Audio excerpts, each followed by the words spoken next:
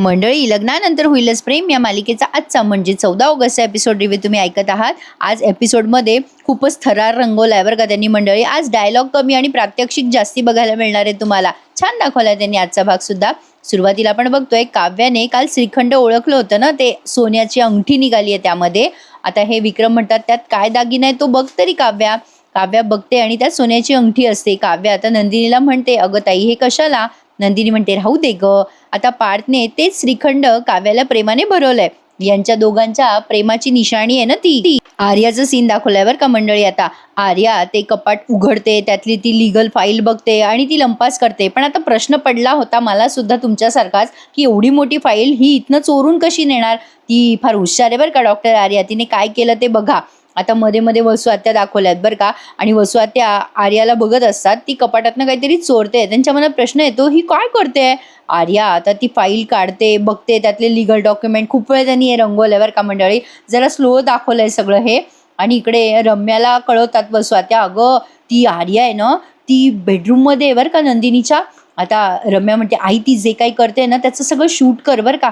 आणि वसू आत्याला ते सगळं कळतं काय करायचं ते, आणि वसू आत्या शूटिंग करत असतात. इकडे मिथुन काका काव्या आणि पार्थची शूटिंग करत असतात. इथे त्यांनी आपल्याला गाणं ऐकवलंय बरं का मंडळी. पार्थ आणि काव्या दोघे जण खूप छान छान फोटो शूट करतात डोहाळ जेवणाचे. ते गाणं नाही का मी म्हटलं होतं बघा, आई तू बाबा मी होणार ग, स्वप्नील जोशी यांच्या पिक्चर मधलं ते गाणं आहे. या गाण्यावर त्यांनी आपल्याला पार्थ आणि काव्याचे काही फोटोशूट दाखवलेत. आणि मग मध्येच वसू आत्याचं सीन रंगवलाय. वसू आत्या आर्याचं शूटिंग काढत असतात आणि आर्या आता ते डॉक्युमेंट चोरते आणि मनाशीच बोलते, खूप झालंय आता रामायण, आता घडणार महाभारत. नंदिनी, तू कायदेशीर करार करत होतीस ना, आता ही फाईलच नसली तर तू काय करशील? कसं सिद्ध करशील हे बाळ तुझं आहे? बाळाची आई नंदिनी आहे ते दाखवतेस तुला मी आता, असं आर्या मनाशीच बडबडते बरं का मंडळी. आणि मग ते फाईलचे जे कागद आहेत ना फाईलमधले, ते ते लंपास करून टाकते बरं का आर्या. आता इथे पार्थ त्या काव्याच्या शेजारी बसलेला असतो, तेव्हा मानिनी म्हणतो, अरे तुझं काय मध्ये मध्ये पार्थ? पार्थ म्हणतो, अरे असं कसं, माझ्या बायकोचं डोहाळ जेवण आहे आणि बाळ माझं आहे की नाही, and why should always girls have fun. आता हे तो बोलतो तेव्हा सगळेजण म्हणतात, ओ अगं बाई हो का, असं आहे का, बरं बरं. लगेच जीवा म्हणतो, बाबा मी पण बसणार हं माझ्या बायकोच्या डोहाळ जेवणाच्या वेळेला. विक्रम म्हणतो, बरं बाबा तू पण बस.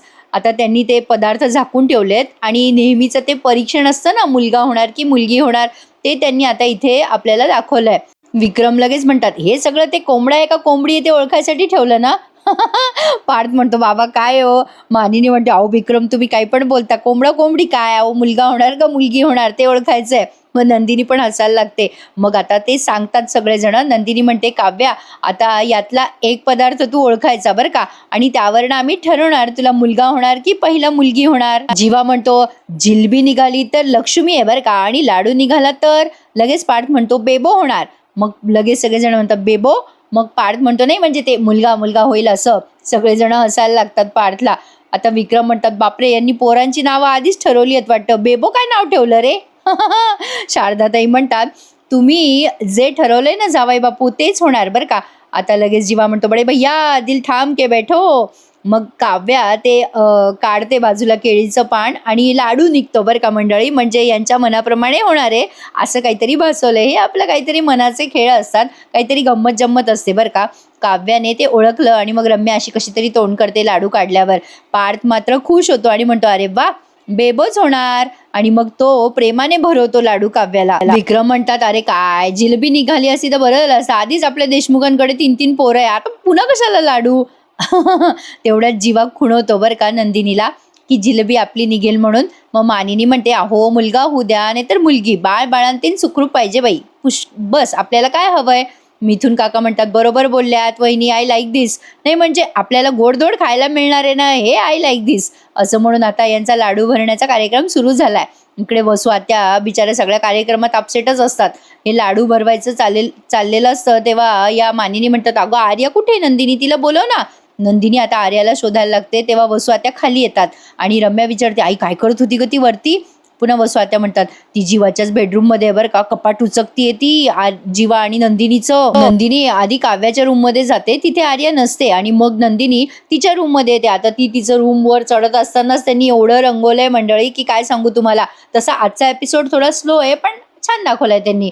आता नंदिनी शोधाशोध करत असते आर्याची, आणि या रम्या आणि वसू आत्या एकमेकींमध्ये खुसूर करत असतात. वसू आत्या म्हणतात, बघ ग रम्या, अगं ती चालली आता नंदिनी तिच्या खोलीत, ती आर्या पकडली जाणार बघ. रम्या म्हणते, नाही पकडली जाणार, ती मांजरच हुशार आहे बरं का. आता नंदिनी वर येत असते रूममध्ये, तेव्हा आर्याने तिचं काम पूर्ण केलंय, फत्ते केलंय. तिने पटकन ते कपाट लावलं, कपाटाची लॉकही लावलं, ती किल्ली पण जिथे होती तिथे ठेवली. तोपर्यंत नंदिनी जिनात चढत असते आणि एकदम ती दरवाजा उघडते आणि तिच्यासमोर आर्या असते. आता नंदिनी तिला म्हणते, अगं तू इथे काय करतेस? तुला म्हटलं होतं ना मी खाली जा काव्याच्या रूममध्ये, कशाला अगं वर खाली करतेस आर्या? आर्या म्हणते, अगं ताई ते काय झालं, मी खालीच गेले होते काव्याच्या रूममध्ये वॉशरूमला जायचं होतं ग.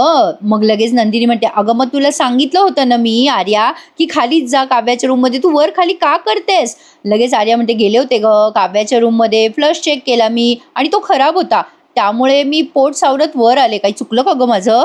लगेच नंदिनी म्हणते, अगं चुकलं असं नाही, पण खाली वाट बघताय सगळे तुझी, काव्याला गोड घास भरवायचा आहे ना. आता आर्या म्हणते, हो हो चल आले असं म्हणून आर्या लगेच नंदिनीच्या पुढे पळते बरं का. तिने ते जे लिगल डॉक्युमेंट आहेत ना ते फक्त चोरले आहेत बरं का मंडळी. फाईल कशी चोरणार ती, कारण फाईल चोरली असती तर दिसली असती ना नंदिनीला. पण नंदिनीला जरा डाऊटच आला बरं का आर्याचा. तिने तिचं कपाट आधी चेक केलं, ते लॉक्ड असतं. मग ती किल्ली घेते कपाटाची, तिचं कपाट उघडते आणि ते डॉक्युमेंट जागेवर आहे की नाही ते बघते. असं तिच्या अचानक मनात येतं बरं का. आणि ती मनाशी बोलते सुद्धा, अरे च्या असं का वाटतंय मला हे डॉक्युमेंट चेक करावे. ती डॉक्युमेंट चेक करते नंदिनी आणि अशी तिच्या छातीशी कवटाळते आणि विचार करते, बरं झालं सेफ आहेत. पण तिला आता वाटतं की आतमध्ये चेक करावेत आहेत की नाही डॉक्युमेंट्स, म्हणून ती फाईलची चैन उघडत असते. तेवढ्या तिला मानिनी आवाज देते बरं का, अगं नंदिनी कुठे आहेस, लवकर ये. नंदिनी आता ती फाईल तशीच ठेवते आणि आतमधले जे ओरिजिनल डॉक्युमेंट्स असतात ना फाईलमधले ते ती चेक करतच नाही. आणि नेमके तेच गहाळ झालेले आहेत बरं का मंडळी. आता नंदिनीला जेव्हा कळेल तेव्हा उशीर झालेला असेल हे मात्र नक्की आहे. आता नंदिनी ते कपाट लावून टाकते. इकडे रम्या आणि वसू आत्या एकमेकींशी बोलताना पुन्हा दाखवल्यात. रम्या म्हणते, आई ती काहीतरी लपवते ना. वसू आत्या म्हणतात, शाणी आहे बरं का ती, बघ तिने काहीतरी आणलंय, फाईल मधलं काहीतरी चोरत होती ग ती कागद, आणि तोच कागद कदाचित ती लपून ठेवत असेल बघ. रम्या म्हणते, काय चोरलं असेल ग आई? वसू आत्या म्हणतात, काय माहिती बाई, काहीतरी शाणपणा केला असेल तिने. लगेच आर्याने तिच्या पदरात लपून आणलेला तो जो कागद आहे ना तो पटकन तिच्या पर्समध्ये टाकला बरं का मंडळी. अरे एवढी मोठी डॉक्टर आहे ना ही, काय करते प्रेक्षकांनो. आता ते आपल्याला सीन इथे दाखवला जेणेकरून आपल्या मनात प्रश्न येऊ नये. आर्याने फाईल नाही लंपास केली बरं का. तिच्या लक्षात येतं फाईल जर चोरली तर सगळ्यांच्या लक्षात येईल, त्यापेक्षा यातला डॉक्युमेंटच चोरते फक्त. आता ते पॉलिथिन बॅगमध्ये ठेवतो ना आपण डॉक्युमेंट्स, तर ती बॅगच आर्याने चोरली आहे आणि अशी पदराखाली लपवलेली असते तिने, त्यामुळे ती नंदिनीला दिसत नाही. खूप आज त्यांनी म्हणजे अगदी स्लोली एपिसोडमध्ये रंगवलाय बरं का थरार. आणि आर्याने अशा पद्धतीने ते लंपास केलेलं असतं असं आपल्याला दाखवलं. आर्या आता काव्याला गोड घास भरवायला येते बरं का.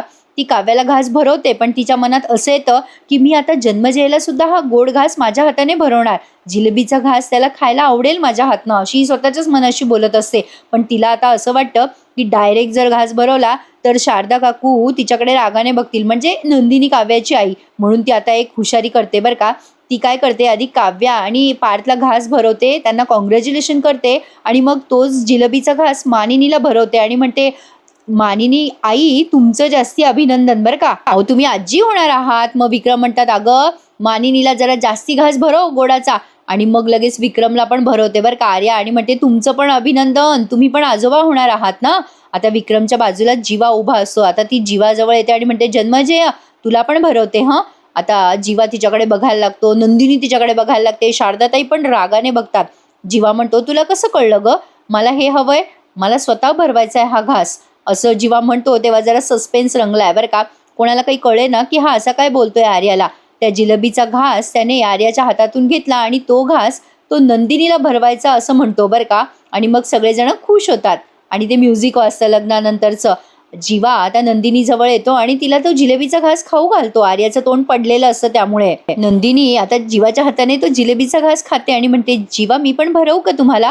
जीवा तिचा हात धरतो आणि प्रेमाने म्हणतो, माझ्या वाटचा गोड घास मी तुला नंतर खाऊ घालेल हा. विक्रम म्हणतात, हा कळतंय बरं का, आम्हाला सगळं कळतंय. सगळेजण यांना हसायला लागतात दोघांना. जीवा म्हणतो, तुम्ही पण ना बाबा. नंदिनी म्हणते, मी काव्याला भरवते घास, असं म्हणून तो जिलेबीचा घास नंदिनीने काव्या आणि पार्थला भरवलाय. खुश असतात सगळेजण या डोहाळे जेवणाच्या दिवशी. पार्थ चिडवायला लागतो नंदिनीला, नंदिनी कळलं बरं का, गोड घास काव्या म्हणते कळलं बरं का ताई, इट्स ओके असं म्हणून सगळे ते चिडवाचिडवी करतात. आणि मग इथून पुढे त्यांनी सगळं गाण्यातच एपिसोड दाखवला बरं का. शेवटी मंडळी आता काव्या आणि पार्थ फोटोशूट करतायत. ते सगळं जे पार्थने डिझाईन वगैरे काढलंय ना डोहाळ जेवण असं सुपावरती, तर ते सगळं घेऊन काव्या एक एक फोटो काढते आणि मागे बॅकग्राऊंडला तुम्हाला ते गाणं ऐकू येणार आहे, साथ दे तू मला, साथ दे तू मला, ते गाणं नाही का, ते गाणं आपल्याला ऐकवलंय बरं का प्रेक्षकांनो. आता जीवा आणि नंदिनी लांबून बघत असतात. आता शेवटचं सीन तुम्ही बघत आहात. रम्या येते बरं का तेवढ्यात. आर्या या चौघांना पण लांबून बघत असते. जीवा आणि नंदिनीला बघून तिचा जीव जळतोय असं त्यांनी दाखवलंय. पार्थ आणि काव्या मात्र मस्त एन्जॉय करतायत बरं का. त्यांनी डोहाळ जेवण अगदी पुरतं म्हणजे काय म्हणतात बघा ते लावून घेतलंय मस्तपैकी आणि मजा केली आहे.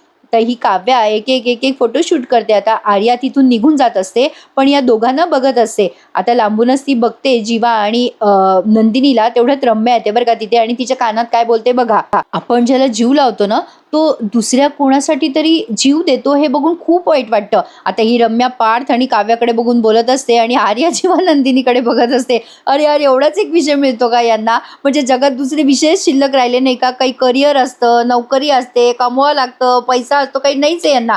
यांना फक्त लफडे करायचे आहेत, बाकी काही नाही. मालिकेत काय दाखवतात यार प्रेक्षकांनो, कुठल्या कुठे असो तो चर्चेचा फार मोठा विषय होणार आहे.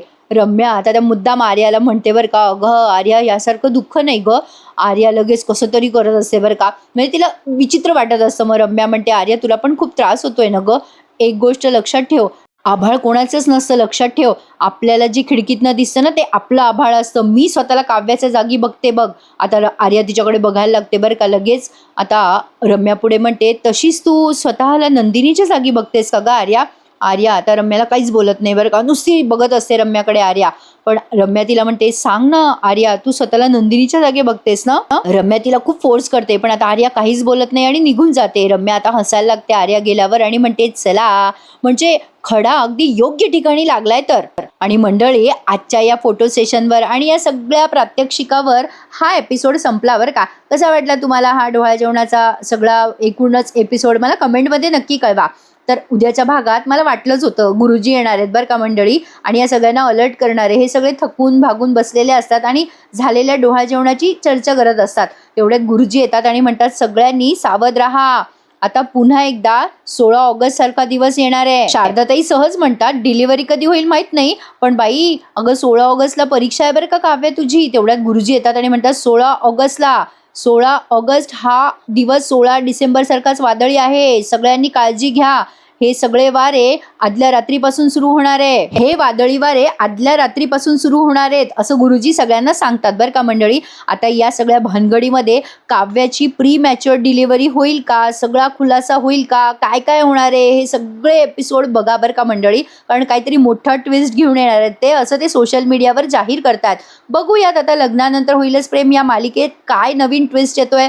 मजा येणार आहे बघायला. एक्साइटमेंट वाढवली आहे त्यांनी प्रेक्षकांची. चला तर मग मंडळी भेटूयात उद्या पुन्हा एकदा. तोपर्यंत टेक केअर बरं का, काळजी घ्या स्वतःची आणि आपल्या एपिसोडला लाईक करायला विसरू नका.